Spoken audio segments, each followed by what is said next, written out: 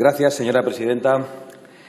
El presidente viene al Congreso a contarnos sus supuestos éxitos negociadores en un lenguaje pomposo, afirmando que España ha vuelto al corazón de las decisiones y a la columna vertebral de Europa. Y el PP y Ciudadanos vienen de alguna manera, como estaba previsto en el guión, a negar esos supuestos éxitos negociadores en la Unión Europea. Pues bien, a nosotros no nos van a encontrar en esta discusión, ni en el discurso hueco que hemos escuchado esta mañana del señor presidente del Gobierno, de nuevo en este templo del eufemismo. Porque cualquier español y cualquier europeo con sentido común entendemos que se avergüenza recordando el grosero reparto de sillones y cargos que se ha protagonizado el pasado verano. Para nosotros causa estupor la utilización de los distintos cargos de las instituciones europeas como premios o castigos de partido, como pagos de deudas o como asignación de cuotas entre grupos y lobbies comunitarios. Pedro Sánchez nos ha contado la importancia de los sillones conseguidos, y ese es el lenguaje que todos ustedes entienden. Pero más allá de los partidos y de los grupos de interés, lo cierto es que a los europeos les da igual que la Comisión esté liderada por Juncker, por von der Leyen, por Weber, que Lagarde suceda a Draghi o que el Mr. PESC sea el señor Borrell o cualquier otro. Por cierto, enhorabuena, señor Borrell. Pero realmente pensamos que ningún ciudadano europeo notará la diferencia, salvo que viva del presupuesto comunitario o participe del juego de poder de las oligarquías europeas. Ustedes dicen que las cosas siempre se hacen así y que nosotros somos nuevos y no entendemos, como nos decían ayer, con el aumento de las comisiones en esta Cámara. Y lo malo es que quizás tengan razón. Lo peor de todo no es la conducta del presidente del Gobierno y su afición por aparecer como sea en fotos con líderes extranjeros. Lo peor es que de esa lógica participan también el Partido Popular y Ciudadanos. Y lo peor es que hoy Europa está dividida en dos bandos.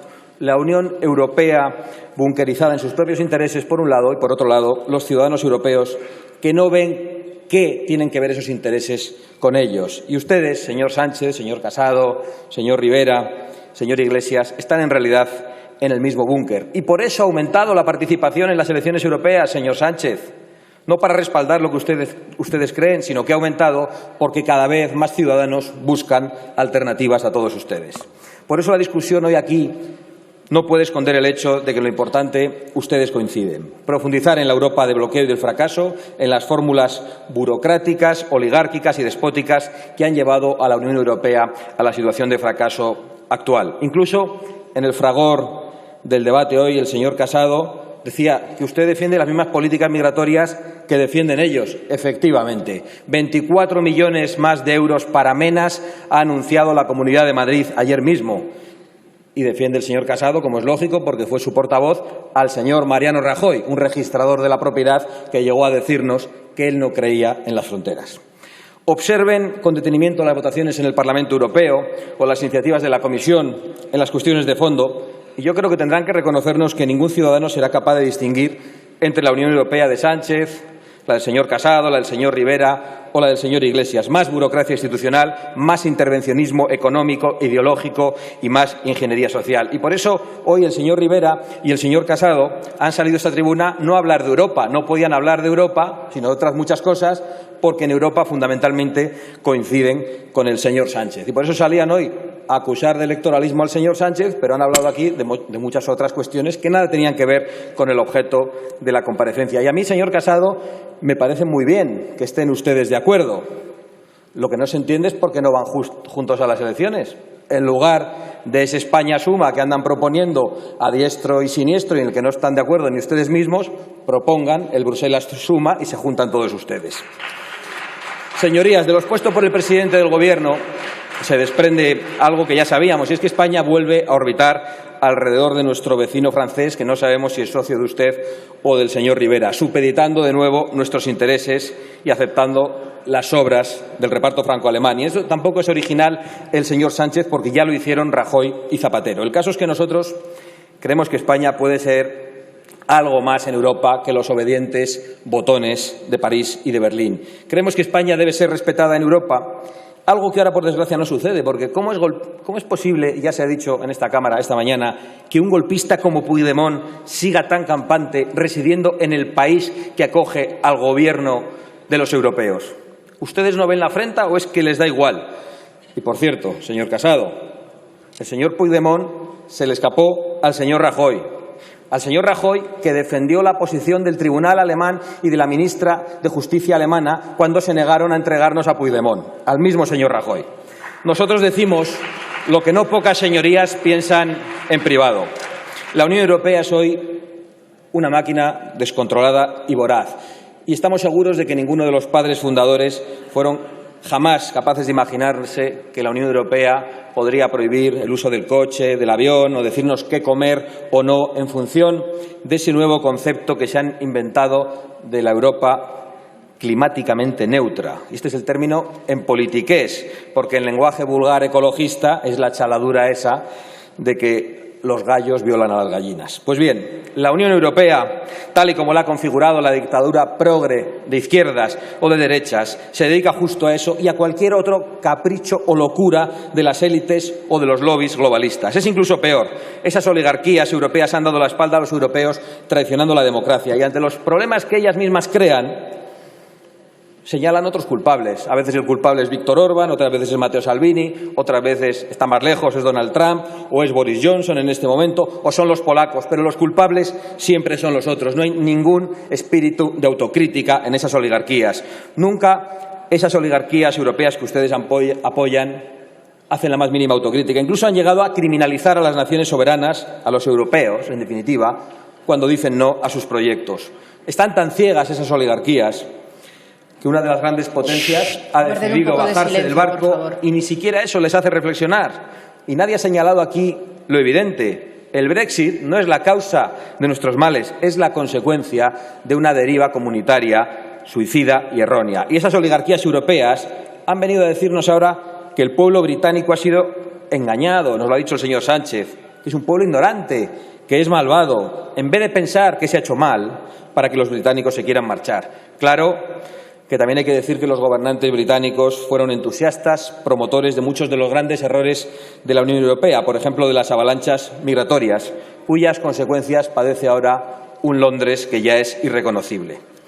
Y en este tema del Brexit, mucha palabrería sobre Gibraltar, señor Sánchez, pero todos lo han olvidado durante décadas, porque todos ustedes han abandonado el campo de Gibraltar, convirtiendo a esa zona, antes próspera, en un territorio colonizado desde el Peñón que impide su desarrollo económico.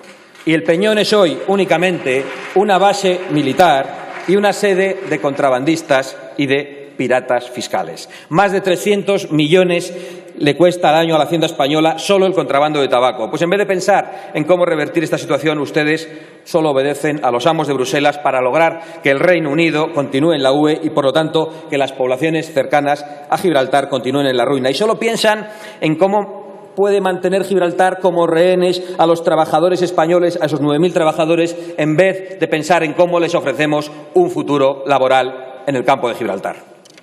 Señorías, todos sabemos o intuimos que vienen tiempos de incertidumbre en lo económico, en lo social y en la convivencia en Europa, y quizás sea eso lo único en lo que estemos de acuerdo.